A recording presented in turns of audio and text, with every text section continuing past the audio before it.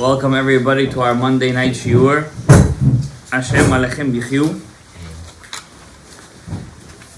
First of all, our shiur, we're a very special Shabbat. Parashat Chayei Sarah is considered one of the most holiest Shabbats of the year. Mamash kaka. And I want to first, last week unfortunately, whoever's watching this, I forgot to thank the sponsors of the shiur. So first of all, for last week's shiur, thank you. And for this week's shiur, to all the sponsors, I want to say Ariel ben Miriam, Gabriel Chai ben Reuven, David ben Sarah, Achman Arizal ben Adina Bracha, everybody who gave, who chipped in, Hashem Yivarech Otam, Bezivuk Hagun. Amen. Hashem Yivarech Otam beParnasa Tova, Ashirut Mufleget, Yeshua Gidolot, Refuah Shelema. That may Hashem open up all their drachim letovah v'libracha. Amen. It says, whoever wants to fill flasks of wine, whoever wants to, back then, wine making was a very big industry, private industry. Today it's something that's done by commercial. It's commercial, exactly. Back then, the Gemara, a lot of Chachamim used to make wine and sell. Rav Huna was a winemaker. In the Rishonim's time, Rashi was a winemaker. Many tzaddikim. Rav Papa was a beer maker. Used to make beer for a living, right? Why did he pick beer and not wine, by the way? Just a side point. No. Because wine could be yayin nesech. If a goy comes in, this, that, all their wine was not mevushal. Yeah. They wouldn't cook the wine, right? So he picked something, it wouldn't be a problem, mevushal, not mevushal, yayin nesech, he picked beer. Beer was a big industry. They used to make hops out of dates back then. They used to ferment dates and make hops out of it and make beer. Rav Papa was very big at it. He was very rich. It was a big thing in Iraq back in the day. So the Gemara says whoever wants to fill his house with wine, fill Talmidei Chachamim's throats with wine. Whoever wants to fill his house with food, fill Talmidei Chachamim's mouths with food. Why? The Gemara says that everything that we do today is corresponding to Beit HaMikdash. The whole shul that we're sitting in today, this is a mini Beit HaMikdash. The Hechal is Kodesh HaKodashim. The Teva is the Mizbeach. The people who come in, they're bringing the Korbanot. You're bringing a Korban by Davani. You're in a mini Beit HaMikdash. Today we don't have a Mizbeach Hagadol, the big Mizbeach, so you're the Mizbeach. When a Talmid Chacham eats food, he fixes the food, and automatically he brings up the Shefa, and he causes a ripple effect, Midah keneged Midah, that down here in this world, the person who gives it to him, he's also going to get that Shefa back, B'kiflei kiflaim. One, for doing the mitzvah of giving it to him, and second, because he gets the same exact mitzvah as if he did it himself. So he gets B'kefel, the Talmid Chacham, right? He only gets the mitzvah for doing the limud Torah, for eating, right? But the person who sponsors him, he gets the mitzvah as if he ate it, and for giving him. For twice it, B'kiflei kiflaim he gets. So it's a very big zechut. I'm quoting to you a Gemara. So everybody who gave the shiur, Chayei Sarah, it's a very short parasha, but a whole amud, a whole page of the Sefer Torah is dedicated just to a conversation, the double of a conversation. That means a repeat of a conversation of Eliezer, Eved Avraham with Lavan HaArami. And if I would tell you guys what's going on in that conversation, Ba'olamot HaElyonim, you would jump from excitement. The Torah spends twice the Yeriot. That means it wasn't enough that Eliezer spoke to Avraham. Now he repeats the whole story to Lavan, and the Torah saw it fit to repeat the whole story to tell us what's going on between Eliezer and Lavan. And it's a very big connection. Lavan's Shorish Nishama is a very big Nishama in Shamayim, and Eliezer's is a very big Nishama. So before we start the shiur tonight, I just want to tell you one chidush that me and my son thought of today, together while we were learning the parasha. We thought of a chidush.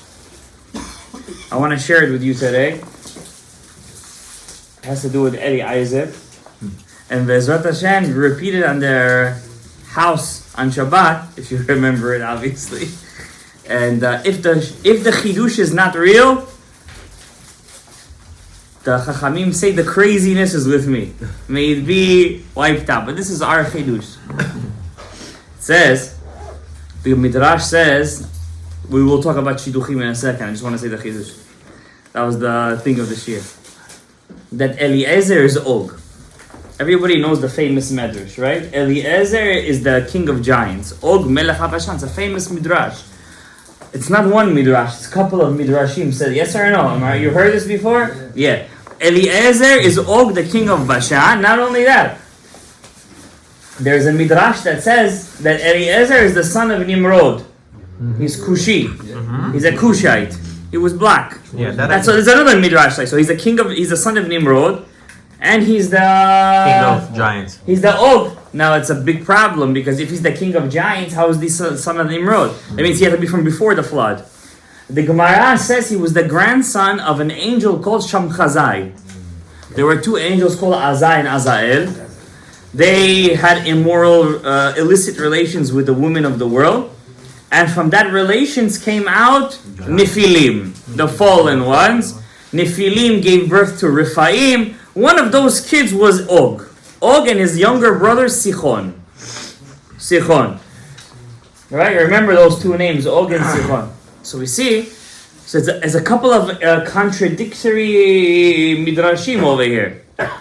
So a person who just learns the midrash at face value, what does he say? Well, listen, Og is Eliezer. What more do you want? Og is Eliezer Eved Avraham. And it makes a bit of sense. Why? The Torah says that Hashem wiped up all the creations of the world. The Gemara adds a footnote over here, in the Mabul, obviously. So Noach went inside the Teva, and the Midrash says Hashem wiped off the whole world. Hashem brought down the Mabul, says the Midrash, and the Ari writes this down in Shara Likutim, in Shara Psukim, to kill the descendants of Cain. The Cain's descendants had to be wiped off the earth. They were messing up the world. Even though they had all the innovation, they brought music to the world, they brought parnasah, being shepherds to the world. They were innovators, they were inventors. They had to be wiped out once and for all. Hashem brought a Mabul to wipe them out. Noah, who was a descendant of Sheth, he survived. The Gemara says, footnote, Masechet Sanhedrin, Og had a little bit of emunah. You know, Noach was yelling for 120 years, do teshuvah! Happens to be there was one giant who took this to heart. His name was Og. He was a young giant back then. He was a baby giant, Paul Bunyan. And he decided to listen to Noach. He said to Noach, let me in the Teva.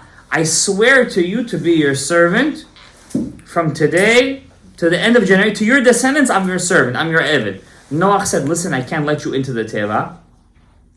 It's a famous medrash. Gemara says this, Masechet Sanhedrin. I can't tell you the daf right now, I'm sorry, but ask me maybe tomorrow, I'll tell you the daf. And he said, I can't let you into the Teva. Hashem said, only me and my children, 2 of every animal, and 7 kosher animals, they go inside. I can't let you on. So he said, can I hang on to the Teva? And Noach said yes. And the Gemara says a miracle happened. The waters that were coming out of the earth were fire. It was lava. They would burn everything. The water that touched Og was cold. He survived the flood by holding on to the Teva. From Og comes out what we see in Parashat Lech Lecha, the Rephaim. Remember Nimrod and all of his army, the 4 kings, they went to fight Sodom and Amorah. On the way, these little puny humans, they come to the land of Rephaim.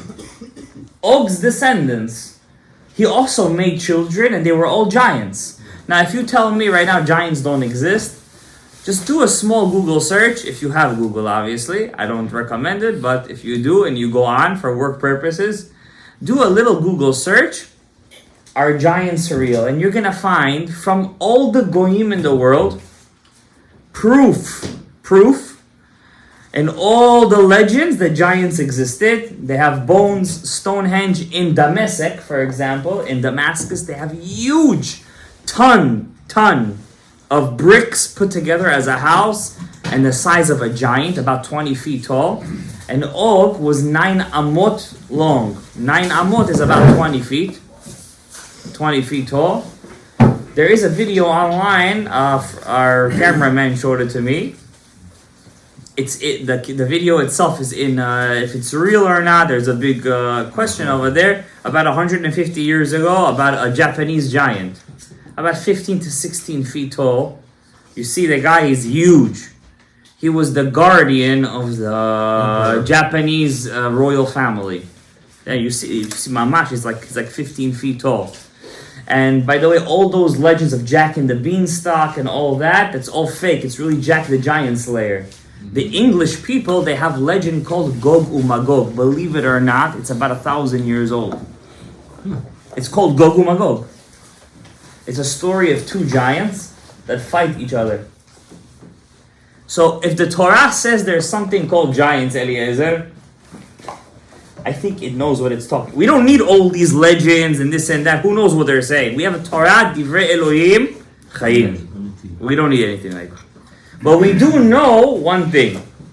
That when Gadaev ben Yefuneh and the Meraglim came to Eretz Yisrael, in Hebron, they found over there Anakim.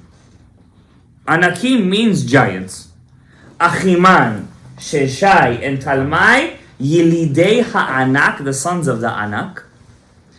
And guess what? Another name for Hebron, this week's parasha is what? Kiryat Arba. Why is it called the land of the four? Because 4 giants lived over there. Anak and his 3 kids. Now, what happens is, this Og survives, he gets a Brit Milah. How do we know he has a Brit Milah? Moshe Rabbeinu, I'm all building up to the Chidduch that me and my little one talked about in the parasha. Chesky? Yeah, no, Chesky, no. Yeah, he's a bit too young for that. And they said over there that Moshe Rabbeinu was afraid of Og. Why? Because he had a Brit Milah. The zechut of the Brit Milah was strong enough to save Og from Moshe. Wow. Just to show you the zechut of a Brit Milah. Unbelievable. It's a shiur about itself. The zechut of Brit Milah. Anyways, Og has a Brit. He's also the Palit, last week's parasha. Who's the Palit? The refugee. Not the Syrian refugees or Palestinian refugees. The refugees from the War of the 4 Kings versus the giants. He was the last sole survivor. And he wanted to have illicit relations with Sarah. So he told Abraham what was going on with Sodom. And Abraham goes. But here's the funny thing. If Og is Eliezer, who does Abraham go with to fight the 4 kings? Eliezer. But didn't... So why would Eliezer help Abraham fight the 4 kings if he's Og himself? Doesn't connect. If Og is Eliezer and Og wanted the giant, he wanted Sarah for himself, why did he help, if he's Eliezer now, why did he help Abraham defeat the 4 kings? Because Rashi says he went with 318 guys to fight 4 kings, 4 huge armies. It was a miracle. They took earth, the Gemara, Nachumish Gamzu, they took earth, they threw it turned into bullets and atomic bombs, and it killed them. Spears were raining down on them. Like Gog Magog. The Gemara says it was a precursor to Gog Magog. So Gemara says, so if Og is Eliezer, why did he help him? The Rashi says it wasn't really 318 men. Rather, Eliezer is the numerical value of 318. And what's the secret of through the number 318? 318 is a numerical value, Siach. Where do we see the word Siach first time in the Torah? Parashat Bereshit. V'kol Siach hasadeh terem yitzmach. And all the vegetation in the world before it sprouted, so the Ari says Siach is Shem, Cham, and Yafet. And all their nishamas had a tikkun in Eliezer. Eliezer was at, well, listen, it's not nothing. God repeats his story twice. It's like he has a whole parasha just devoted to him in the Torah. Rather, the Torah said, Ari HaKadosh says, Eliezer, what happens? I just finished the Chidush. So first question, how is Eliezer Og? Because many rabbis say in the Shiurim, Eliezer is Og. We see from the Midrashim and the Torah, it cannot be. It can't be Og. It's impossible. If Og is the Palit, then why would he help Avraham defeat the 4 kings? Because he wanted Sarah for himself. And Sarah is the 4th most beautiful woman that ever existed in the world. Right? Yes. Sarah, you had over there, what do we have over there? Chava, Rachav, and Abigail. 4 most beautiful women that ever lived. Whenever the Torah says she's beautiful, it's not talking about beautiful outside. It's talking about she's a good woman. She's a helper. Eshet Chayil atat bala. But these 4 women were Eshet Chayils, and they also had a little bit to show on the outside. Okay? So he cannot be Eliezer, rather. So what happens? Moshe Rabbeinu, we say at the end, God tells Moshe, kill Og. Al tira oto. What is al tira oto? Don't be afraid. Don't be scared. I got you. So the Midrash says Moshe was 15 feet tall. 15 amot. So he's a giant himself. And then he jumped 10 amot. He was a good... Yeah, he was a good sport. He was very athletic. He jumped, you know what jump 10 amot is? And his axe was another 10 amot. And he only reached the ankle of Og. So obviously this Midrash is not literal. It's all kavanot shemot of Hashem. So here is our chidush. Moshe kills Og at it. He hits him at the ankle specifically. He chops it off by the ekiv, and he rips him off. He kills Og. Another Midrash says that a mountain, he tried to throw a mountain on them, then the Hashem put ants over there, nimalim, and the mountain of ants broke his neck, and then Moshe was able to, by the distraction, Moshe was able to chop off his legs. Moshe kills Og, the last of the giants. What happens to the 4 Anaks in Hebron? So Caleb kills them. Why? Because he's there to take Hebron for himself. Now, here's our chidush. We say that Moshe Rabbeinu is the reincarnation of Noach. Everybody knows this. It's been said 100 times in all shiurim. How do we know Moshe is Noach? How do we know? It says over there, Mecheini na mesifrecha asher katafta. Moshe tells God in the Egel HaZahav, you want to create a new world with me? If you destroy them, destroy me. Mecheini na. What's mecheini? How do you spell mecheini? Mecheini. Mecheini is also Mei Noach, the waters of Noach. Don't try to bring the waters of Noach again onto the world, because this time I'm going with them. Noach sinned in his level, by not taking responsibility for the generation. Now you might ask, what responsibility you want him to take? The generation is having the worst averot in the world. It's good that they go. That's it. Kadisha. What do you want from him? Right? Tzaddikim. You here to listen or what? So listen. For what they're coming over here? Noach said, it's good that they go. I'm going to give teshuvah, but if they don't want to listen to teshuvah, Moshe said no. I'm here. I'm going to go with them. Hashem said, oh, that's what I was looking for. You can fix that. I fixed that Avera. He fixed the Avera of Noach and he left. So beside the Shema, I wanted to say Noach had 2 other Averot. One, the Torah says. One is in the Medrash that he saved Og's life. Now, if Moshe is Noach, that means he has to come back and fix his mistake. And who's his mistake? Og. So who has to get rid of Og now? Moshe, because Moshe is Noach. And how tall was Moshe? 15. The Midrash says 15 amot tall. It's a remez. Yud-K. How much amot was the waters on top of the mountains? 15 amot. Very nice. That's Moshe. Who is Noach, and now he destroyed Og. That was the chidush that we came out. Now, how does he fix the drunkenness? That's a chidush we say for next year. Okay. But really, it's a big avera. He gets drunk, and according to one midrash, they chop off his lo aleinu. Listen, it's nothing simple over here. He makes him a saris, and he's Noach ish tzaddik. He's a tzaddik. So what would he establish over here? That Og is not Eliezer. That's what we established. Baruch Hashem, listen. So why does the Midrash say it's Eliezer? For the love of God. Why does he say that? Let me get a tissue over there. Let me just erase the board. Baruch Hashem, teachers have no menucha, lo ba'olam hazeh, lo ba'olam haba. Okay. It says, Kotve maluach libecha. God wrote the Torah, Esh Chora al gabe Esh Levana. Black fire on white fire. Says, the Ari says, Eliezer is not Og. We learned the Midrash correctly. Eliezer is Og is the klipa of Eliezer's neshama. The klipa of Eliezer is Og. Just like the klipa of Moshe Rabbeinu is who? Bil'am. To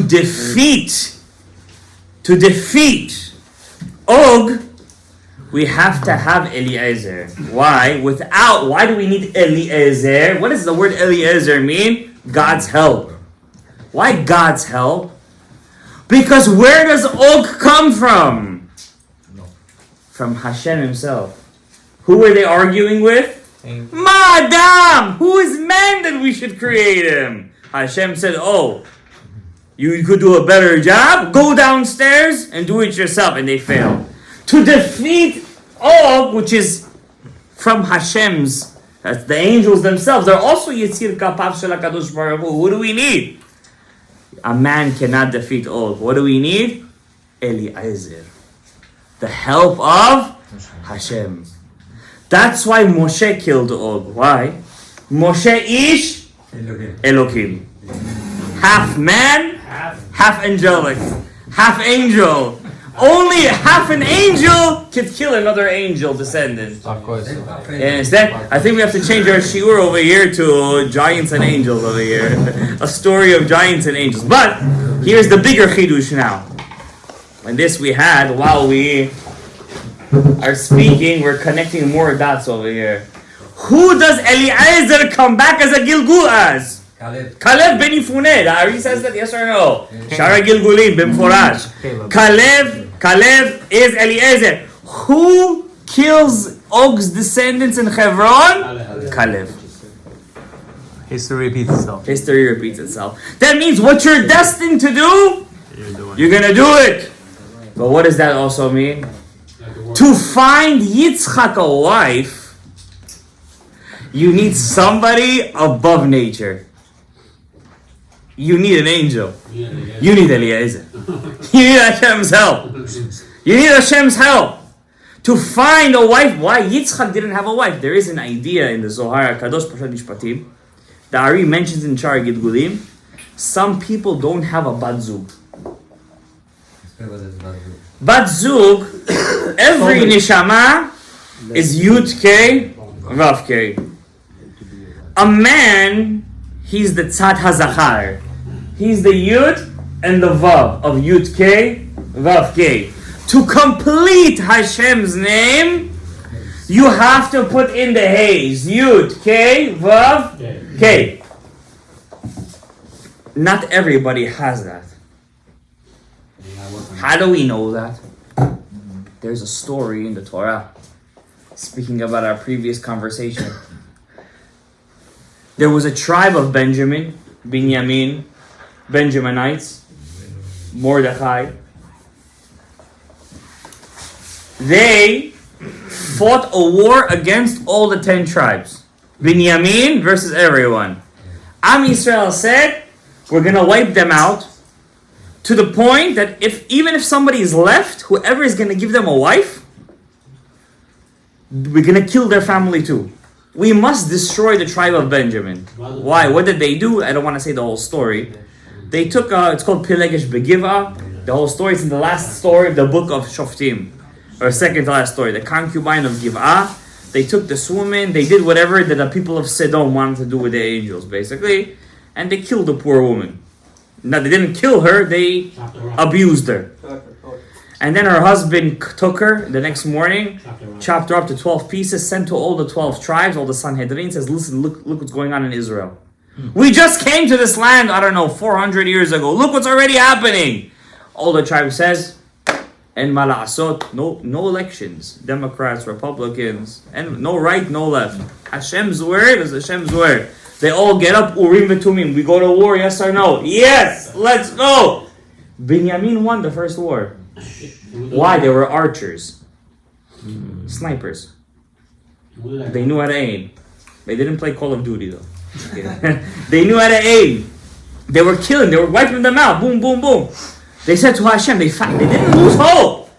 They believed in Hashem. They fasted. They went to Shiloh. Hashem, why are we losing? Hashem said, Yehuda ya'aleh.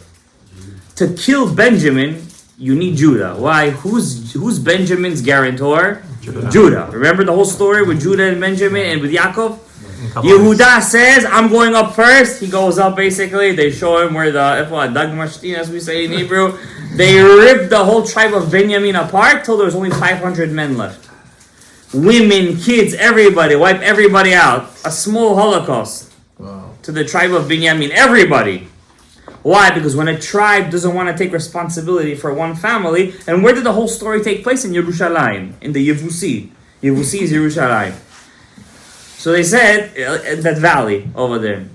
That valley, in the mountainous region. And what happened was, 500 men, one of those men was Shaul HaMelech. Later on to be Shaul. Now, then they regretted what they did. Am Yisrael, when they saw that they mamash decimated them, they said to Hashem, we want to do Hatarat Nidarim. We want to allow them to, but we already swore. We don't want to take our swear back. So they told those 500 men that are left, there is a festival called Tu B'Av. And the girls go there dressed in white. Don't get any ideas. And they go get dressed in white. And when they go there, whatever the girls are, just go there, Gruzini style. Snatch them up. Yalla, next. Go. Don't ask questions. 1, 2, 3. We gotta bring it back. Bring it back home. Now, obviously, we're not talking about our days. Don't take me by the tongue. It's that. And so all Gruzini might ask for forgiveness. But that's what happened over there. So the Zohar says, what do you mean? They just went, they just snatched up girls and they left? There was one guy who didn't snatch a girl. His name was Shaul. He was too shy. How are you going to snatch a girl? Mazepo. Bet Cafe? I was going to say Ashkenazi, but if you're going to say Bukhari, I think Bukhari would have snatched one too. So he went over there and he said to her, will you marry me? Actually, the Midrash says she actually asked him to marry her. She asked him to marry her because he was very handsome. He was very tall, strong, nice. Mizera Milucha. He looked like a melech. And he married her. So the Zohar says those 500 men didn't have wives, really. They didn't have any batzugs because they were all killed. The Chachamim told them, Sanhedrin, Balei Sod, go snatch a woman. What does that mean, snatch a woman? Grab her. Don't wait till her Ben-Zug comes to take her. Grab her. So the Zohar says in Pshat Mishpatim, do your best, guys. Yeah, please grab them. The Zohar says sometimes a person can have a soulmate, but another guy could be like a tribe of Binyamin and snatch her up. So guys, stop sleeping. No, they're a little young. Don't worry, they're just big, like Shaul. They're very big. They're ready. Yeah, they're ready. You're saying? Right. Why? He's giving you cups of food, guys. You gotta come give them a shear once. He's saying they're ready. Actually, that's the plan. That's the plan? Okay. So, sometimes a person cannot have a bat-zug. This is exactly this week's parasha. Yitzchak didn't have a bat-zug. How do we know that, says the Ari? The pasuk says, when Eliezer is saying story to the Lavan, and Lavan says, I can't do anything. What does he say? Mehashem yatsa davar. From God the word came out. What does that mean? From God the word came out? Hashem created him a bat zug from Har Hamoria. What happened in Har Hamoria? The Akedah. That means Lavan knew the secret of what? Of Har Hamoria. That a new bat zug was created for who? Yitzchak. And who was the bat zug herself? It was Sarah herself. Sarah is Rivka herself. Because she died. Because she died. Her neshama was the neshama of Rivka. Same neshama. Wow. That's why when she came back into the tent, all the three things came back. Because why? The owner's coming back to the tent. All the three things came back. Nida, chalav, adlakat haner. The cloud came back. The chalot came back. The nerot came back. Everything came back because she is Sarah. That's why it says in the pasuk, Vayinachem Yitzchak acharei imo. Yitzchak was comforted after his mother. From here we learn a very big idea, Rabbi Isai. Don't get too excited. I want to tell you guys a Segulot. We have 10 minutes. I'm going to just end with a Segulot over here. First I want to say a point. I overhear the book Likutei Moran. I don't want to miss this out. We're going to do everything cheek-chak because we spend so much on the Giants. So we have to do the rest of the shiur cheek-chak. I want to say something interesting. A lot of times in a zivug, in a shidduch, in a marriage, a lot of fights happen. Number one fight is because of parents. It's a known thing. For the famous things, we don't need to bring proofs. Everyone knows the parents is the biggest obstacle. The reason is because look at Hashem's name, Yud Kei Vav Kei. Yud in the Vav, which is Abba and the son. Yud and the Vav, not Yud and the Hey. Yud is smaller than the Vav. It's small, it's different. There's a differentiation, right? The two letters in Hashem's name that are the same are what? Hey. Hey is Ima. And the last Hey is the Shekhinah. Kabutabi, in the family dynamic, that's the wife. That's the wife. Because the wife is the same letter as the mother, she always sees her as the competition. Competition. But the Torah is telling us that's natural. It has to be like that. Because for a son to be mitnachem, to be comforted after his mother, his wife has to be very similar to his mom. And look at it, all the mother-in-laws and daughter-in-laws that hate each other, they're actually the same person. Younger version. They're just a younger version of each other. And more annoying. Yeah, I don't want to say that for the thing, but you kind of hit it on the thing. And more annoying. They're the same. It's the same letter. If it's your true bat zug, you're going to see. It's the same mishagas. It's the same bayot. What does she has to do? She has to channel that capability that he had in his parents' house, also in his house. But what is his job now? Vayinachem Yitzchak, not to always remember what happened in his mother's house, but what's Vayinachem Yitzchak?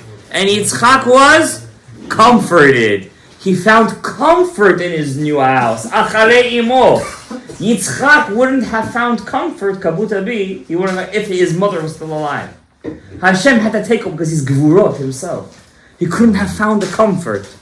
Hashem needed to take away his mother to show him, like we say in Gan Eden. Why did Hashem give Adam HaRishon the candy in front of his face and say, don't eat it? Think about it, right? He put a tree in front of his face and he made it the most delicious tree. How? By telling him, don't eat it. And he had 10,000 trees over there. I don't know how much was over there. And he said, eat everything you want. But then he created him right next to the tree. He said, these two, Etz Hadat and Etz HaChaim, don't touch. Don't touch it. Then he says to him, when you touch them, you're going to die. Taking a kid, put next to in front of him the candy and say, you could have all the broccoli and celery and whatever and stuff. Of course, you wash them to be free of bugs. And you tell him, eat everything, just don't eat the candy. He's gonna eat the candy or no? Of Of course. course he's gonna eat the candy. Come on. Rabbi Yehuda say it was a rigged game. Hashem wanted him to eat the candy. And that's why Adam wrote the song. He didn't write it, but he said this. Eleanor alila mitzilanu mechila bishad. And Adam wrote that. He wrote Eleanor alila. He said, Hashem, you rigged the game. Obviously I was gonna eat it. Right? Why did you put me in there? Hashem gave him a lot of kavzechut. Don't forget, he didn't kill him that day. He let him multiply and then he took him after a day. You're gonna die on that day. That day, Hashem's day, 1,000 years. Well, why did Hashem needed him to eat from it? Do you know why?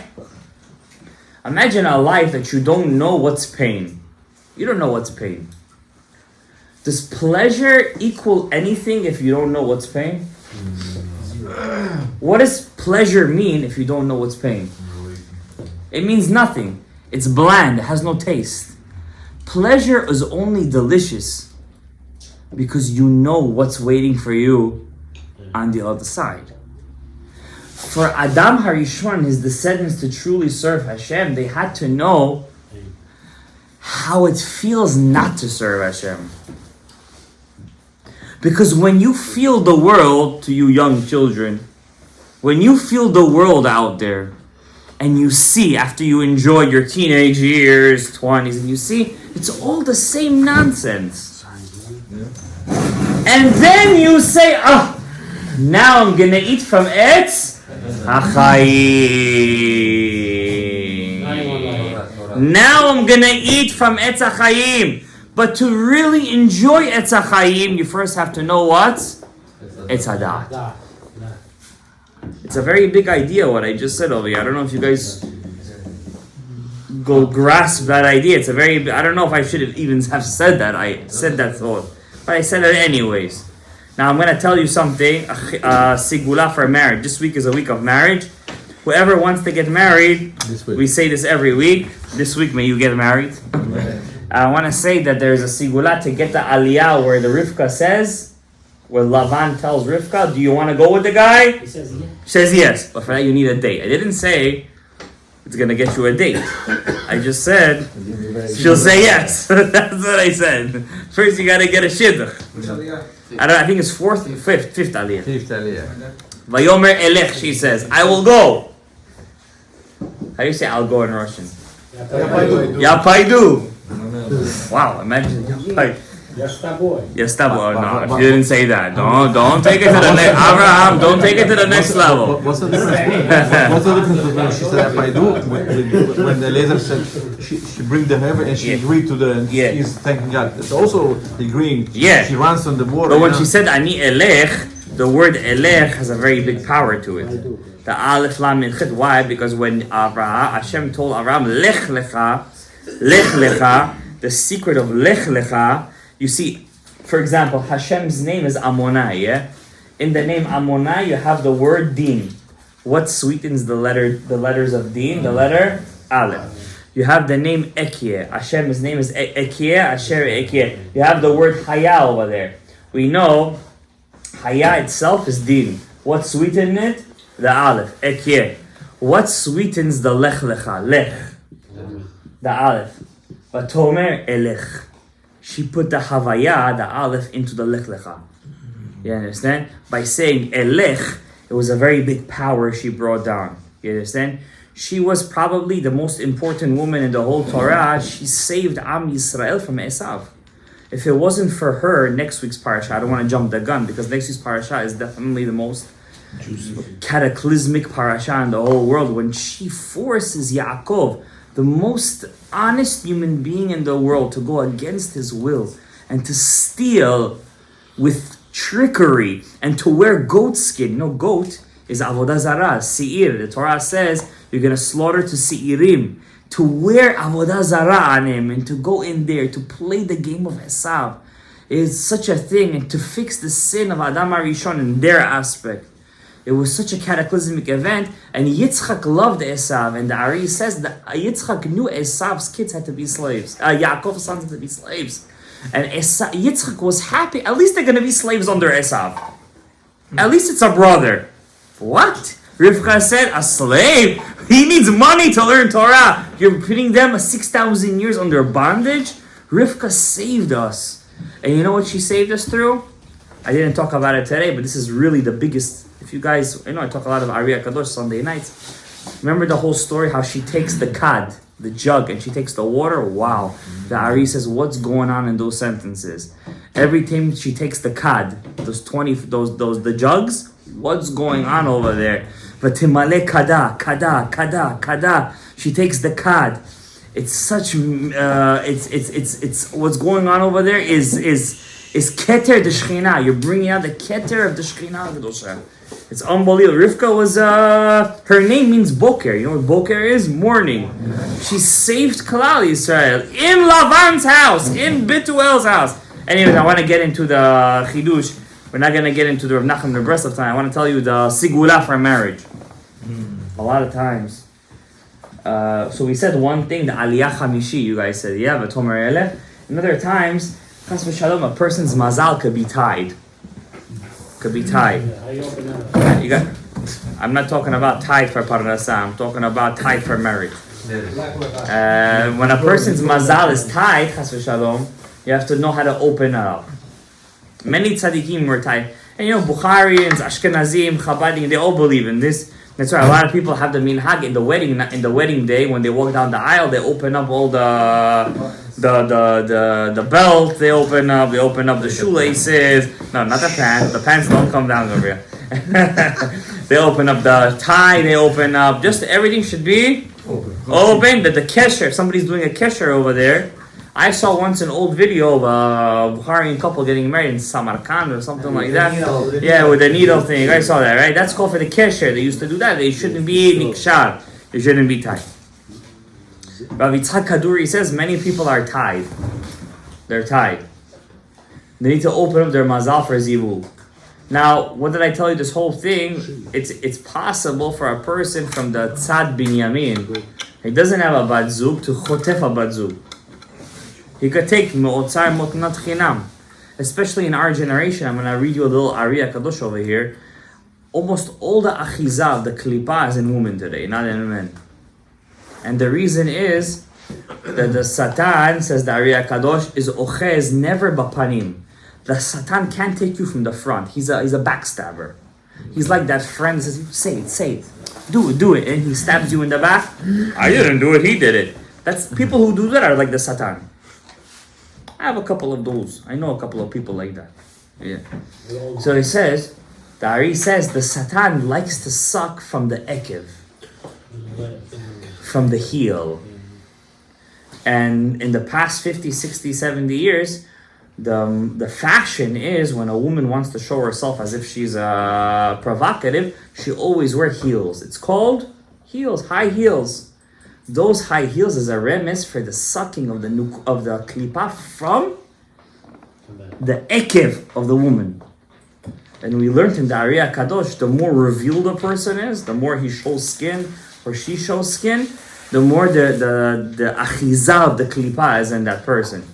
That's why all the tzaddikim, the Baba Saleh used to wear a kisui harosh for the love of God. The Moroccan tzaddikim, not just one, two he used to wear. He used to wear two kisui haroshes. Why? The Moroccan mukubalim wouldn't just cover their hair. One. They used to wear one and then used to cover it with a hood. Just not to even give a achizat to the klipa, even one bit. And today people come, and especially in weddings and parties, they all come with heels. And just when the men look, it's such a achizat they give over there. And that's why a lot of diseases, cancers and stuff like that happen to the world. Why? Genetics, they say. What genetic? How did the first person get it? The Gemara says 99 with ayin hara and one regular death. What are you going to say to that?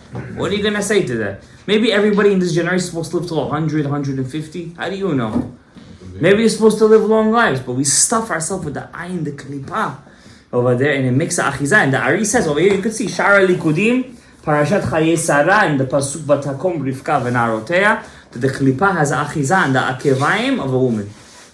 And that's where they put all the klipa out. That's where they put all. It's chaval, because they're bringing on themselves all the klipot. Lo aleinu. But who am I to say today it's taboo to speak about tzniut? If you speak about tzniut, you're archaic.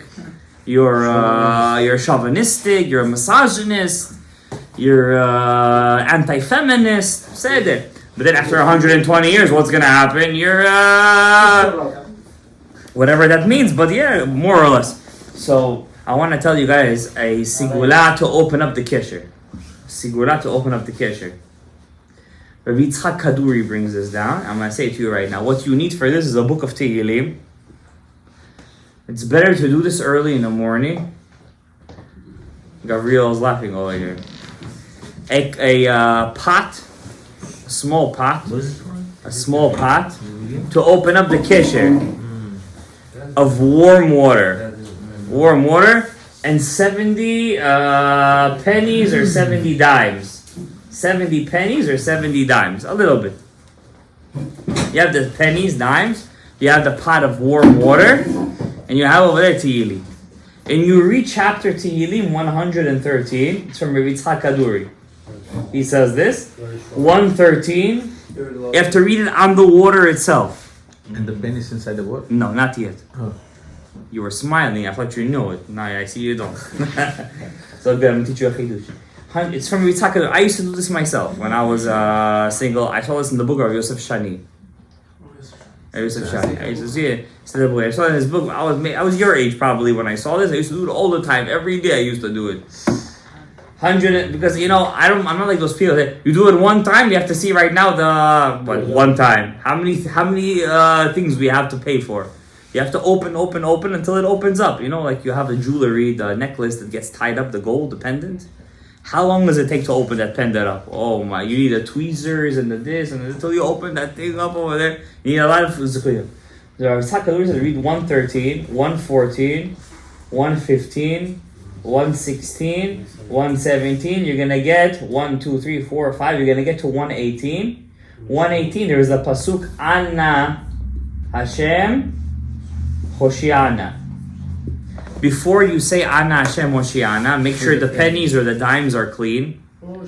You're gonna say Anna Hashem Hoshiana, throw a penny or a dime into the water. Like this 70 times you're gonna do. Anna Hashem Hoshiana, Anna Hashem 70 times. After you finish all 70 times, you throw it into the water, and then you finish the Mizmor, 118, finish it up, and then take a cup, take from the water, say Sha'akol Niya Bidvaro, if you're thirsty obviously, drink it, and from the rest of the water, wash your face and your hands. And Be'ezrat Hashem Yitbarach, you're going to open up the kesher that's on you, if there is a kesher, and you're going to be zocheh, if not to find a zivug, but to be chotef. A zivug like Bnei Binyamin, and of course, another big sigulat to zivug is to know all Hilchot Shabbat. To learn all Hilchot Shabbat, because the wife is the seventh, Batsheva, Bechinat HaShabbat. Whoever learns Hilchot Shabbat is going to find the Bechinat of his Batsheva. He should be zocheh, lezivug agon. You have started buying the Shulchan Aruch. They have it in English, by the way.